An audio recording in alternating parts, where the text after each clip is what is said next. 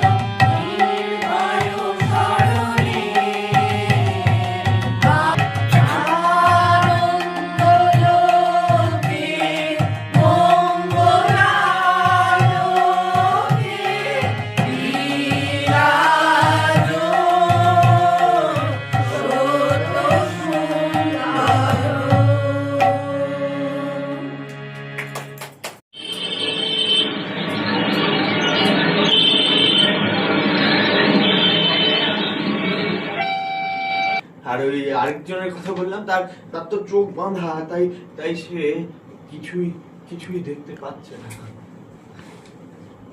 তার মানে জানি তো, তার মানে সে সব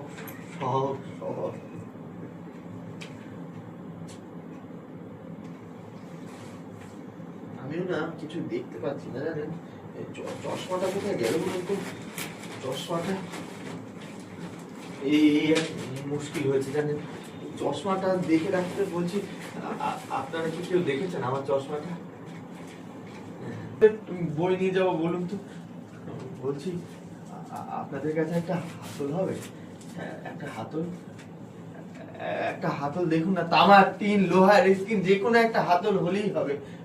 না আমি টাকা দিয়ে নেবো, আমি এমনি চাইছি না, আমি দাম দিই।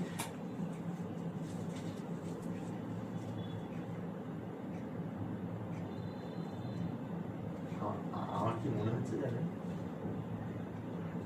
আমার মনে হচ্ছে যে আপনাদেরও না ওই বাক্সের হাতলগুলো সব হারিয়ে ফেলেছে।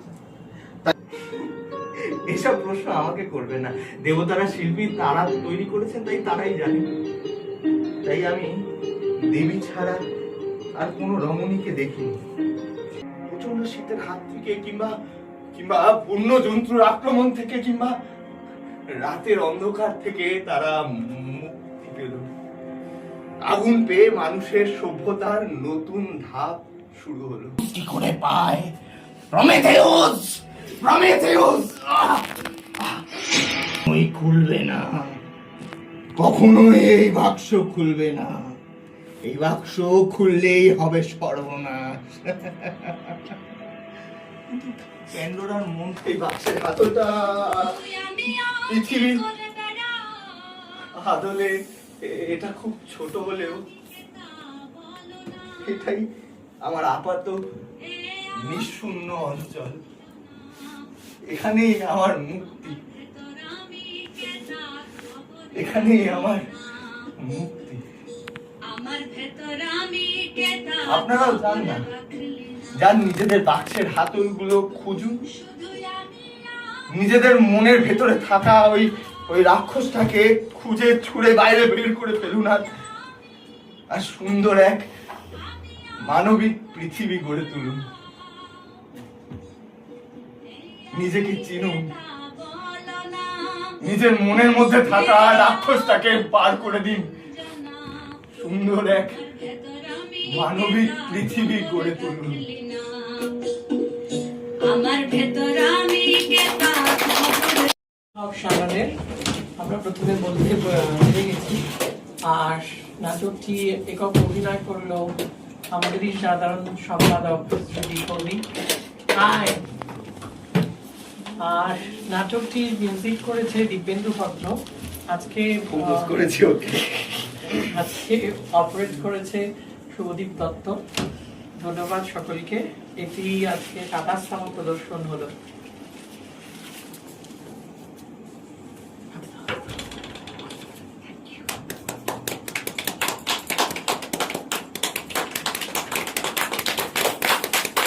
Thank you so much. আপনারা সবাই দেখলেন, থ্যাংক ইউ। আমরা পরে সবাইকে আবার ডেকে ডেকে পরীক্ষা নেওয়া হবে, তখন এইটা মনে রাখবেন। তারপরে দ্বিতীয় দর্শনের নাটকটা দেখার পর তারপর আপনাদের পরীক্ষা হবে।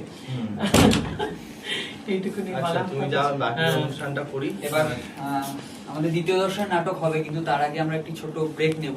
কিন্তু তারও আগে আমাদের আজকের মুখ্য অতিথি নৈহাটির নান্হা স্যার যুগ্ম সাধারণ সম্পাদক শ্রীমতী অপরাজিতা সাহাকে আমি ডেকে নেব।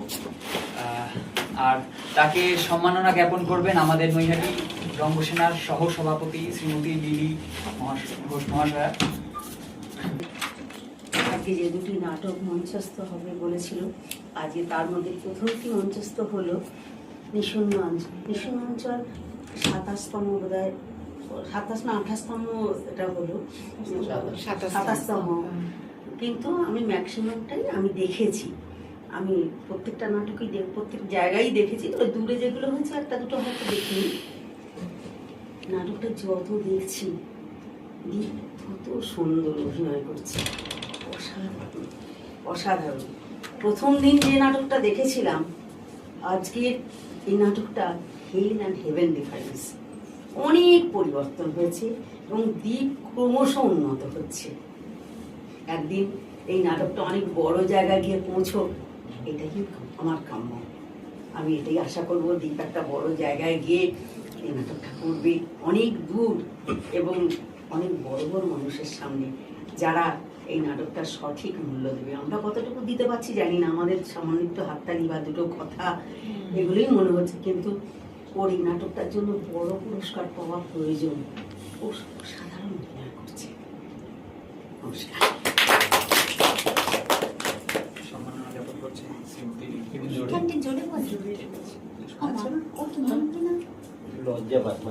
আমাদের কর্ণধারের নিজের হাতে আঁকা কাগজ তুলে দেওয়া হলো। আর বিশেষ কিছু বলার নেই, আমরা পরের নাটকের জন্য প্রস্তুত। আবারও বিরতির পর এবার আমাদের দ্বিতীয় দর্শনের নাটক, দ্বিতীয় এবং শেষ দর্শনের নাটক শুরু হবে ছায়া যাপন। নাটকটি নির্দেশনা দিয়েছেন শ্রীদীপ ভৌমিক এবং শ্রী প্রীতম সাহা এবং অভিনয় আছেন শ্রী ধ্রুপদ ঘোষ। নাটকটি সম্পূর্ণ প্রাপ্তবয়স্ক এবং প্রাপ্তমনস্কদের জন্য। আপনারা দয়া করে আপনাদের মোবাইল ফোনগুলো একটু সাইলেন্ট রাখবেন। শুরু হচ্ছে আমাদের নাটক ছায়া যাপন। ছায়া যাপন। মূল কাহিনী তৃষ্ণা বসাক, নাট্যরূপ ও একক অভিনয় ধ্রুপদ ঘোষ, নির্দেশনা একটা মরা ইলেকট্রন, হ্যাঁ, একটা মরা ইলেকট্রন একটা গভীর অন্ধকূপের মধ্যে আটকে পড়েছে। অসীম অনন্ত অথল সেই গভীর অন্ধকূপ, আর সে কেবলই ছটফট করছে।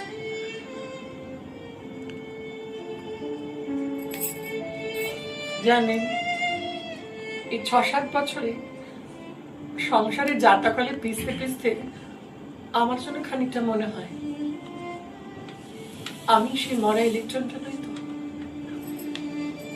যে অন্ধকারের মধ্যে ওই সংসারের ফাঁদে আটকে পড়েছে,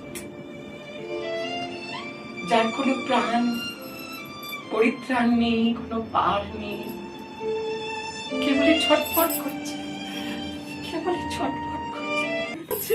তবু এদিকেই চেয়ে আছে। আমি বারবার ওদের কাছে কাকুতে বিনতি করেছিলাম যে মুখটা যেন ঘুরিয়ে দিতে। হয়তো বড় বড় দুটো চোখ, জানেন, একদম বড় বড় ঘন আর তো চোখ।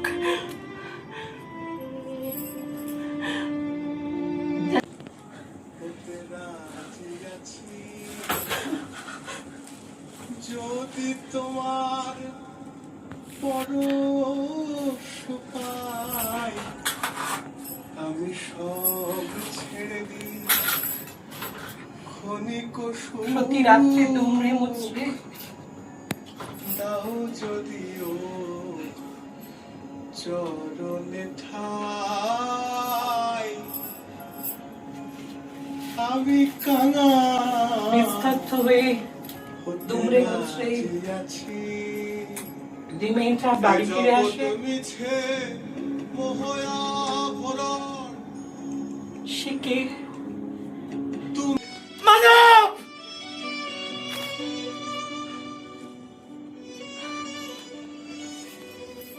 চলে গেল আমাকে ছেড়ে। আমি ঠায় চুপ করে বসে রইলুম।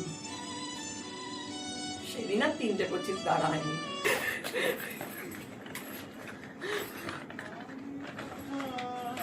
দ্বিতীয় এবং শেষ দর্শনের নাটক ছায়াযাপন। আমি ডেকে নেব এই নাটকের দুজন নির্দেশককে, দীপভূমি এবং প্রীতম সাহাকে। তাদেরকে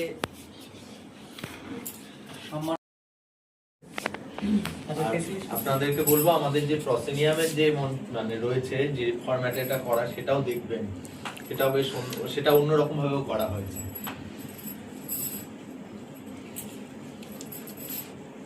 হাতে নিয়ে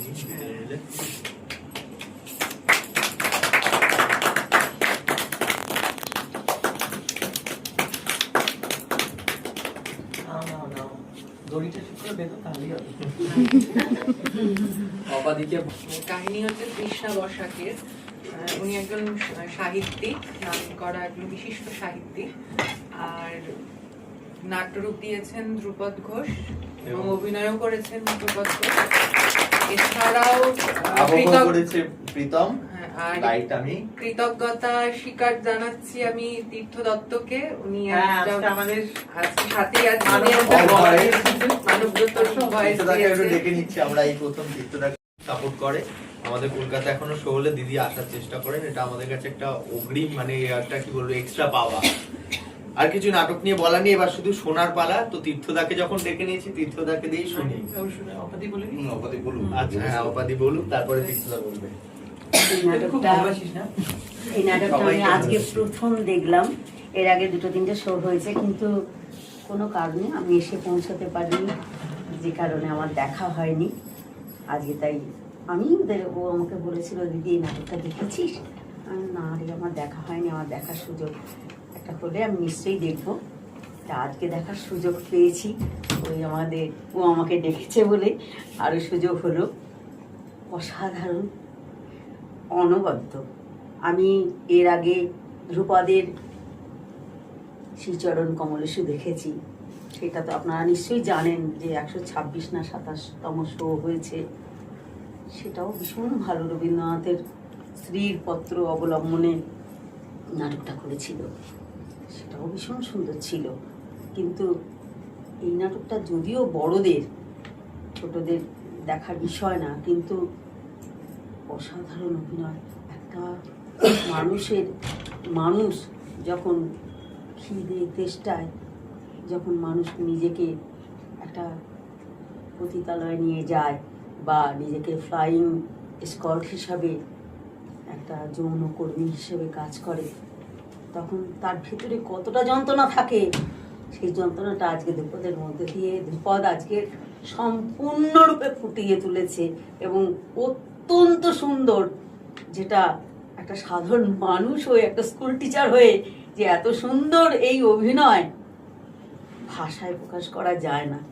এটুকুনি বললাম, খুব ভালো লাগলো। এবং প্রত্যেকের কাজ অত্যন্ত সুন্দর, যেমন আবহ তেমনি লাইট তেমনি মঞ্চ সাজানো খুবই ভালো হয়েছে, খুব ভালো লেগেছে। এগিয়ে যাক রঙ্গসেনায় ধ্রুপদ, দীপ, আরও যারা আছে সকলে তাদের নিজেদের জায়গা তৈরি করে অনেক অনেক এগিয়ে যাক, এই আশাই রাখবো।